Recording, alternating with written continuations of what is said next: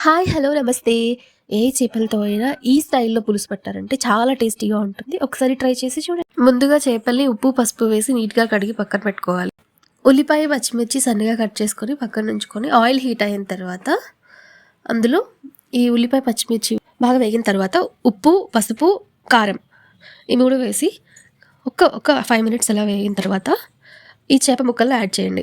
ఈ చేప ముక్కలకి ఉప్పు, కారం, పసుపు బాగా పట్టేలాగా టాస్ చేయండి. వీటిలో కొంచెం వాటర్ యాడ్ చేసి దగ్గర అయ్యేంత వరకు ఉడికించండి. వాటర్ అంతా ఇంకిపోయిన తర్వాత ముక్కలు మునిగేంత వరకు చింతపండు పులుసు పోయండి. నేనైతే 1.5 కేజీ శీలావతి చేపకి పెద్ద నిమ్మ సైజ్ అంత చింతపండు తీసుకున్నాను. ఇప్పుడు లో ఫ్లేమ్లో పులుసు మొత్తం చిక్కగా వచ్చేంత వరకు ఉడికించండి.